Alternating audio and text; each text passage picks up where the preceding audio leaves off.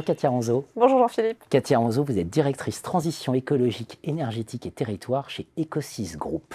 Alors Katia Ronzo, transition écologique énergétique, on n'entend plus parler que de ça, mais chez Ecosys, vous avez une vision très originale. Alors oui, original, je l'espère. En tout cas, on a choisi de se concentrer sur la gestion des données et l'application de l'IA associée à un certain nombre de grands défis, dont la transition éco-énergétique, qui est un sujet qui est complexe, qui nécessite d'avoir une approche un peu globale du système finalement. Et donc, on travaille sur la manière dont on peut valoriser les données et bâtir finalement des outils, des référentiels communs qui amènent finalement à travailler mieux en écosystème et à simuler, si possible, l'impact des décisions qui sont en train d'être prises, puisqu'on parle d'une transition.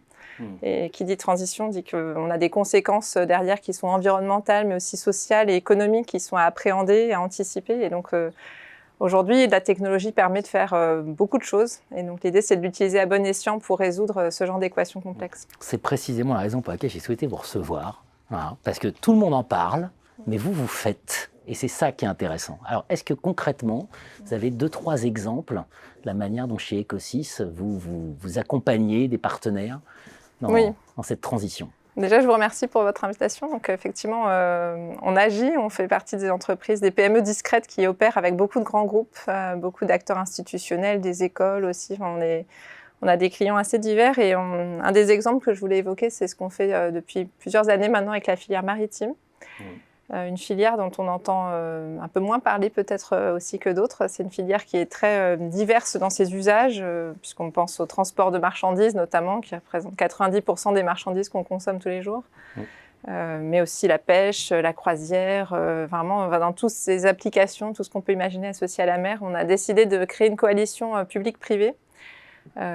C'est né d'une rencontre. Quelques acteurs, peut-être, n'hésitez pas. C'est né de la rencontre en fait avec un homme qui s'appelle Frédéric Moncani de Saint-Aignan, qui est le président du cluster maritime français. Oui. Donc c'est lui et son équipe qui portent et a lancé cette initiative avec petit à petit de plus en plus d'acteurs qui se sont joints à la démarche. Donc on a l'État à travers l'ADEME et le ministère de la Mer.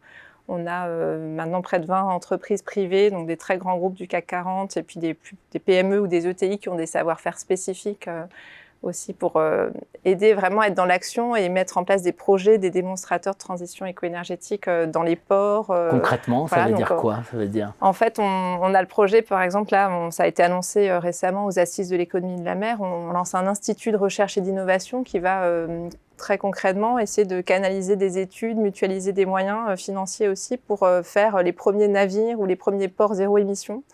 Et donc, voilà, il y a plein de cas d'application après, que ce soit avec les chantiers de l'Atlantique, que ce soit avec des acteurs qui ont des savoir-faire plutôt dans l'univers militaire aussi. On a Naval Group qui est impliqué dans la démarche. On a beaucoup d'acteurs du maritime qu'on fait dialoguer avec des acteurs historiques de l'énergie, avec le monde académique, des instituts de recherche technologique comme Jules Verne, ça joigne maintenant à la démarche.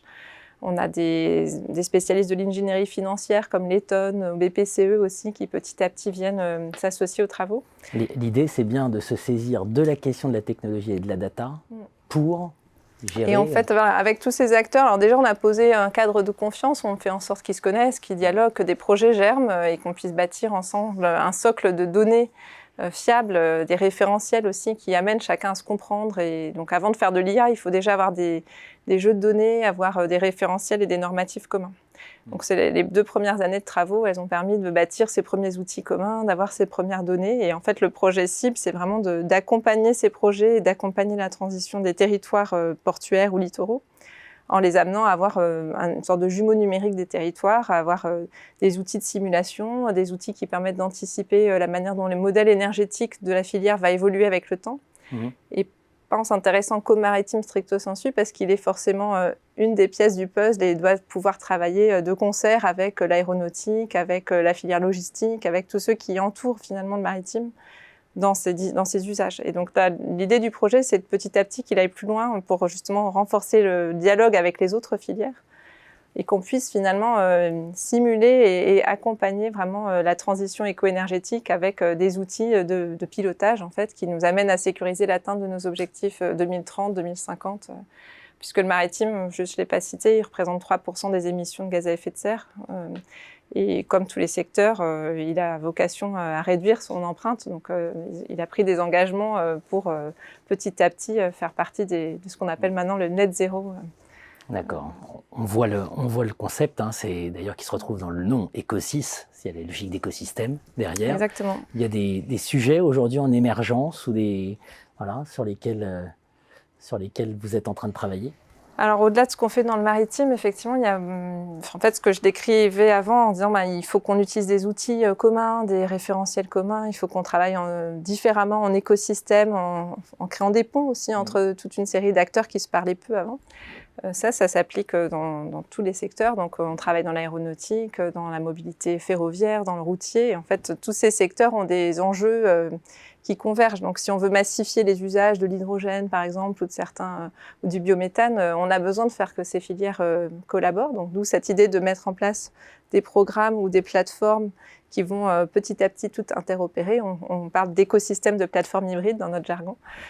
Et ça s'applique aussi dans d'autres univers. Là, je travaille pour des territoires de la région Grand Est qui cherchent à piloter sa transition éco-énergétique de cette façon, avec des approches écosystémiques et des outils qui servent à tenir ces engagements. Et puis, dans un tout autre cadre, avec des écoles aussi, on a vraiment une convergence d'intérêts aujourd'hui pour se dire comment, quand je suis responsable d'un campus, par exemple, comment je maîtrise l'impact environnemental, mais aussi social, sociétal que je peux avoir et le rôle que j'ai sur un territoire donné. Donc, c'est pour ça que la notion de territoire, moi, j'y crois beaucoup. Je pense que c'est un peu ce qui fédère en disant il y a des projets sur des territoires, quel que soit l'endroit où on vit, qui amènent des acteurs à travailler ensemble et puis des outils qui peuvent nous amener à mieux nous comprendre et à simuler l'impact de nos choix. Voilà. Très bien. Voilà, suffit d'en parler, maintenant il faut faire. Vous Exactement. faites, donc bravo. Et Merci. donc, longue vie à l'ensemble de ces projets. Merci Merci Katia. beaucoup. Merci Jean-Philippe.